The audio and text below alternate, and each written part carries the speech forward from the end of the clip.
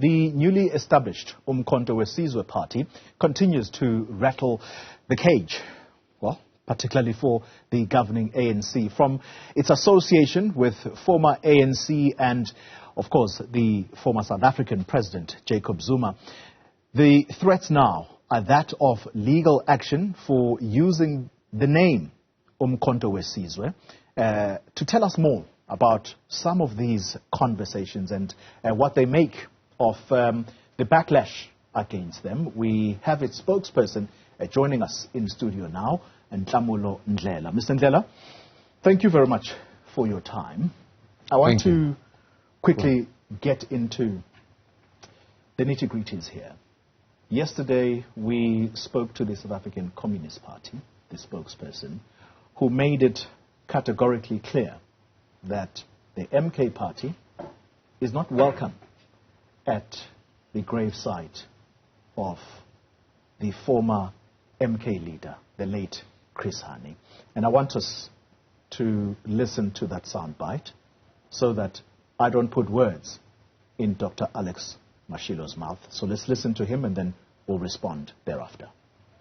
The succinct response is that anyone who belongs to that party and engages in the activities of that newly formed party, in line with the text of the statement released by Medim Pohani, is just not allowed near that gravesite. It doesn't matter who they are and what they were in the past.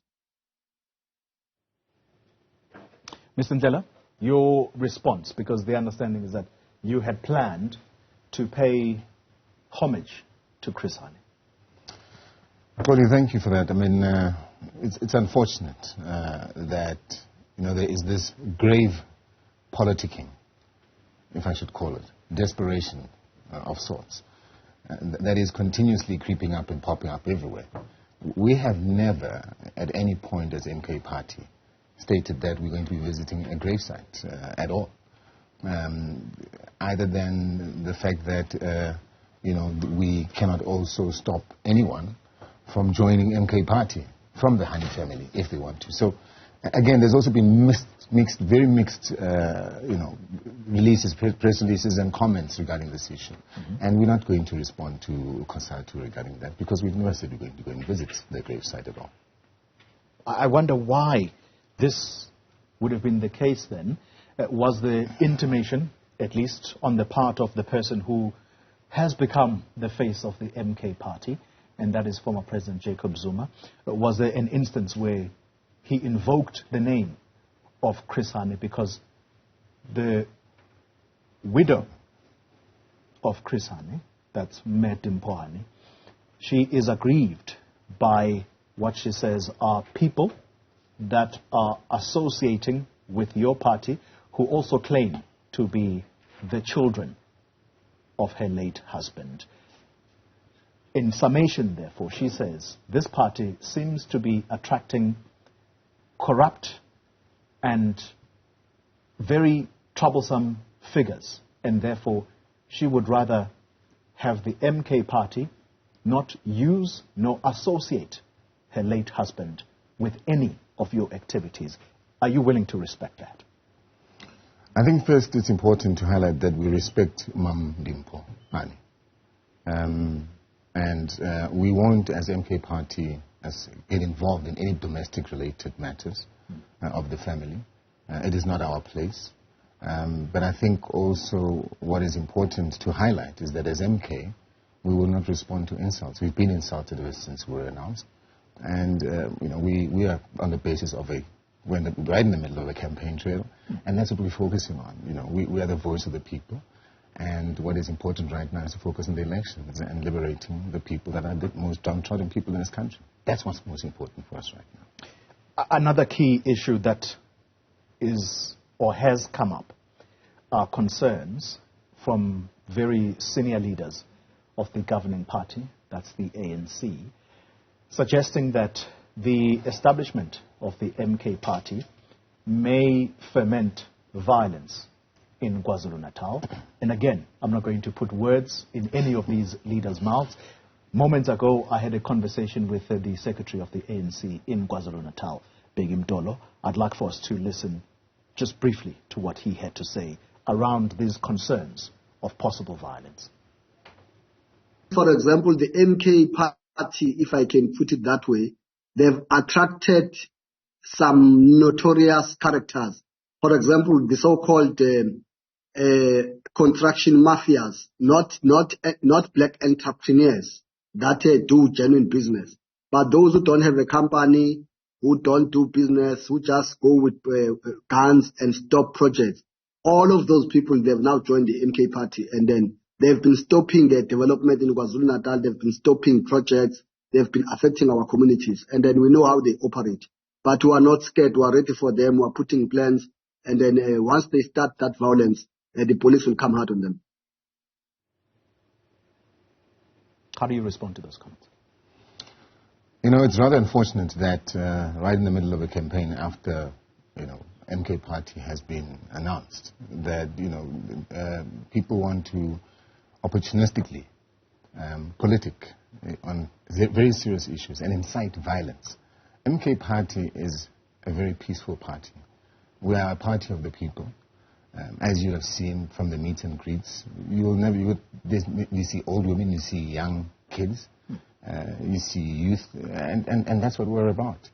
This continues, even with the Minister of Police, which was very, very disturbing, by the way.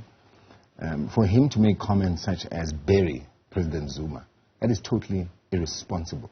It is totally irresponsible of even Ndolo himself to be making such comments, because in of its nature, it's inciting violence. But again, it's very characteristic of the ANC to do such. It shows that they're very desperate. They are very concerned about the fact that Mkhonto weSizwe is going to take over KZN. They must forget about leading, and these are clearly people that are not geared to lead at all. We'll talk about what your party is trying to bring into the political life of South Africa. Perhaps something you're going to explain that.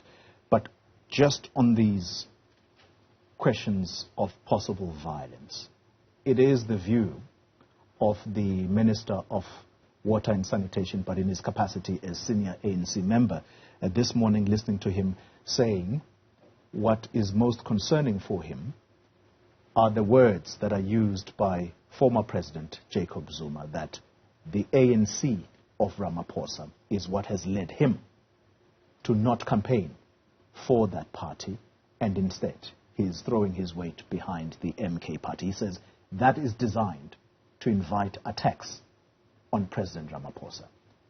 Do you agree with that sentiment? That's very disingenuous, coming from a senior minister. Very disingenuous. That's all I can say. And I'll repeat it. President Zuma has got the right to campaign for MK party because the ANC of Ramaphosa is not the ANC that we know. It's not the ANC of Tambo. It is not the ANC of Bande. It doesn't stand for the people. It doesn't recognize the people. President Zuma, when he left office, announced free education after removing Blade in Zimbabwe. Senator Ramaphosa reinstated him and ended free education. That's why we're sitting with the challenge that we are faced with right now in the education sector. So, is that an ANC of the people? Definitely not. People are still landless. This constitution has to change. We have to change this constitution and reverse the ill-gotten gains of the few. And that's what we're about. We're not about inciting violence at all. And yet, former President Jacob Zuma is still intent, though, on him dying an ANC member. And by the way, Begum Ndolo has serious problems with that, because he says, no, that's not going to be the case, because he's already defined himself outside of the party. Have you had a conversation with former President Jacob Zuma to say, what is this that you are trying to create? On the one hand, you're campaigning for the MK party. I would say, if I were you, you're campaigning for us, but you also say at the same time you're going to die an ANC member. Connect the two. No, President Zuma, like I had said, firstly has got the right to campaign for whatever party he wants to campaign for. President Zuma stated on the 16th of December that he will die an ANC member. Now, what is also important to note is that he is doing so because this ANC is an ANC. This ANC does not. This ANC of Ramaphosa is not the ANC that ought to represent him, because campaigning for this ANC will be a perpetuation of the challenges that we're faced with. Load shedding, dilapidated infrastructure, and now water shedding that's rearing its ugly head. Fact. So that's what President Zuma is doing. Those are the problems that former President Jacob Zuma himself would have been very familiar with when he was in office. And so let's talk about what it is that the MK party represents or brings to the political life of South Africa. What is it that you stand for? Well, what we stand for, number one, is to represent the people, first and foremost, and organically so. And how we're going to do that is we need to change the Constitution. That's first and foremost. It is the legal framework that doesn't meet the requirements, nor does it represent our people. Change which part of the Constitution? Well, firstly, is as it pertains to land. We need to reverse the gains of land that are owned by the few. And therefore, it needs to be returned back to the traditional leaders. And that's why we've been engaging with traditional leaders, religious leaders, and civil society. People have been displaced. What was signed, and that effectively being the sunset clause. So we need to reverse that. Another element of the Constitution, if you may, is as it pertains to education. And it says, we should get basic education. That's why we're getting the kind of results we're getting, because we're basic. We need to change overhaul the whole education system. As I'd also mentioned before, the syllabus in of itself needs to change in its entirety. Mr. Ndlela, people listening to you right now, they may find difficulty in taking to heart what you are saying. You want to change the Constitution in order for the land to be taken back to traditional leaders. Can I give you a living example of what the complaint has been? A very prominent one around the Ingonyama Trust. There are people who have complained that is designed or has been designed to benefit the king of AmaZulu and perhaps close members of the family, and instead the subjects are meant to pay rent, communal rent, perpetually, and this does not seem to benefit them in any way. Is that your vision of a people who were previously landless, who will now gain land under that kind of leadership? No, I think what is important here is we're going to have a grassroots organic approach in terms of how we go about that process. And I think that's important to note. We're not going to use a template on the basis of an existing situation or existing example as you've shared. What is important, and as what we've been saying continuously, is that we need to consult, organically understand what is the best way of transitioning and ensuring that all parties are mutually beneficial to all parties.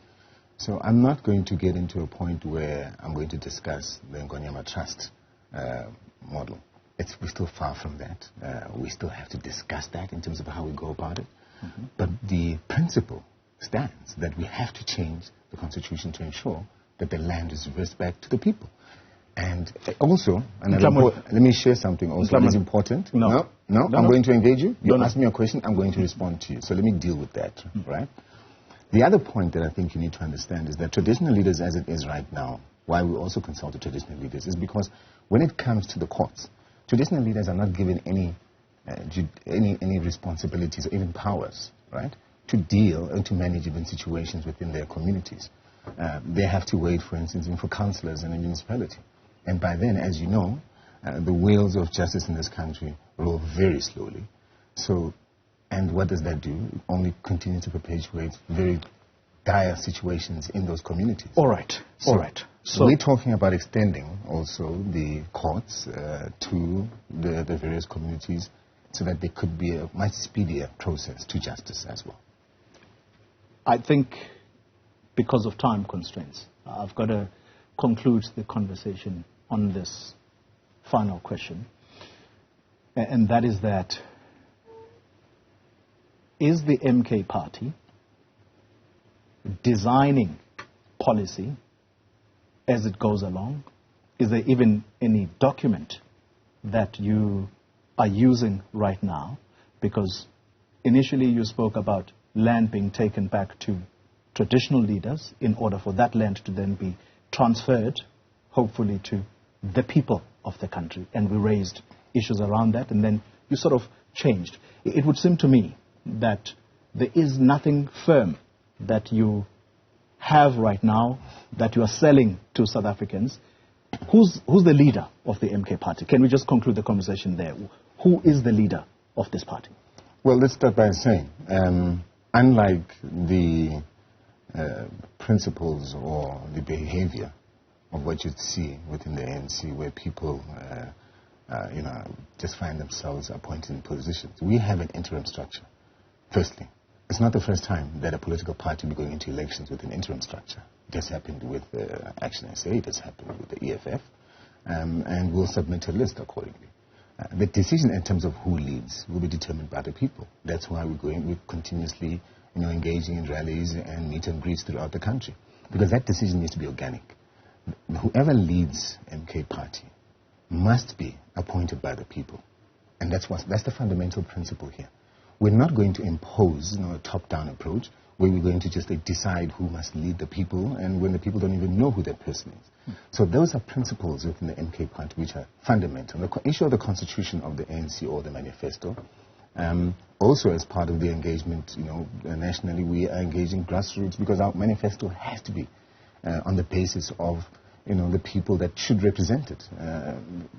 Exactly that in terms of the constitution too. So we are going through a process. Another point as it pertains to that you should also know is that we have experts. We have very learned people, former professors, doctors, very highly educated individuals that form committees that are designing and influencing policies on our behalf, and drafting those policies, which at a later stage we'll present. But we still have to consult with the grassroots people and on the ground, and that's what's important for us right now. All right. Nhlamulo Ndlela, spokesperson of the newly formed MK party. You've heard him. He says they are on a consultative process, perhaps a listening campaign, as it were, in the lead up to these elections. And so the leadership will probably be presented to the general public at a later stage. We don't know when that will be.